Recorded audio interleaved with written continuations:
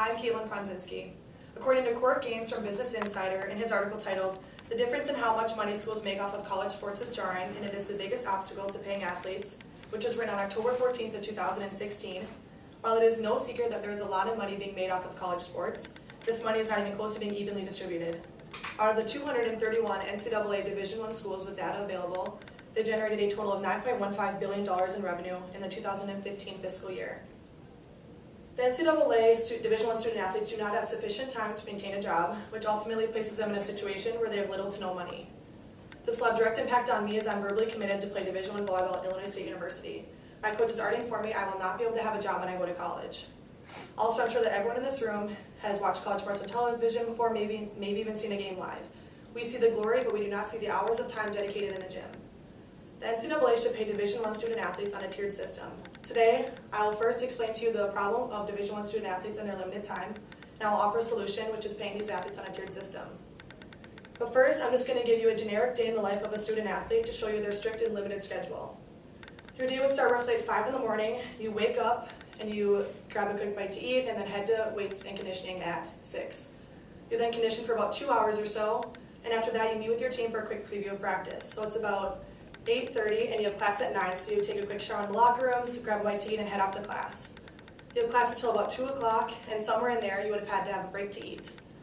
After your classes, your duties for your sport start. So it's 2 o'clock and you head to watch game film. You watch film for about 30 minutes, it's 2:30, and you have practice at 3. So you get taped or do whatever you need to do to get ready for practice. It's 3 o'clock, you're practicing. You practice for about 3 hours, and so it's 6 o'clock and your duties for your sport are completed. After that, you probably head back to locker rooms, shower, as a team go out to eat, and then you head back to the dorms, head to academic support, you complete your homework, study for exams, and it's your time to do whatever you need to do. As you can see, it'd be very hard to fit any other thing into their strict schedule. According to the NCSA, in a day in the life of a Division I football player, they interviewed Zach Willis, the former tight end coach at the University of South Carolina. He is quoted for making the following statement: "Understand that it is a lot of work and that most of it will be away from the spotlights in the stadiums. You have to go in with the attitude that your sport is paying for education and that it is a job. At the end of the day, it's even more than a full-time job."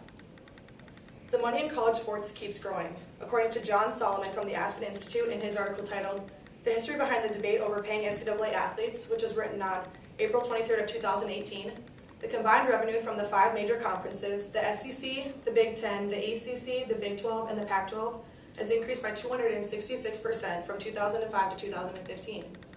In 2015, the 53 public schools from these 5 major conferences paid their football coaching staff, 530 individuals, a combined $405.5 million, compared to $179.8 million in scholarships to their athletes, 4,979 individuals. These schools have sufficient funds to pay their athletes, and instead of paying their coaches millions of dollars, some of the profit made should be distributed to these players. All of the hard work and time dedicated in the gym earns these players some incentive.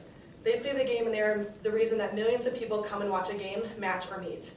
These people are not paying to watch the coaches on the sideline. Some may say that a full ride is enough, and yes, these players are being saved from loads and loads of college debt, but the limited amount of time that these student athletes have after they've completed their duties for their sport makes maintaining grades so much more difficult than other students attending the college. In addition, by paying players, this should eliminate any further scandals with Adidas or Nike, because there would be no reason to cheat the system and search for money. Now that I told you about the problem with Division I athletes and their limited time and money, I'll now offer the solution, which is paying these players. The solution is simple. According to Alad De Picciotto from The Persuasive, in his article titled, "Should College Athletes Get Paid?"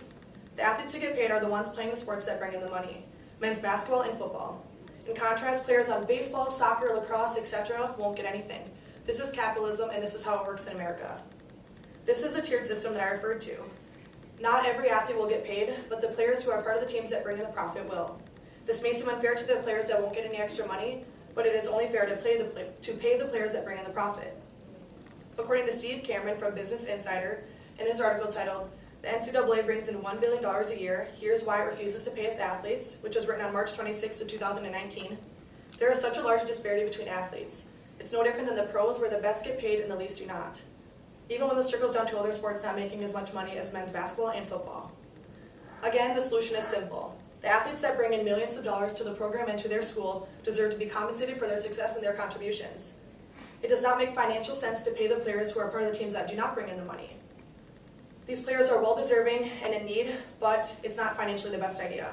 Sometimes these players are even allowed to have part-time jobs in the summer because their coach does not demand as much time from them.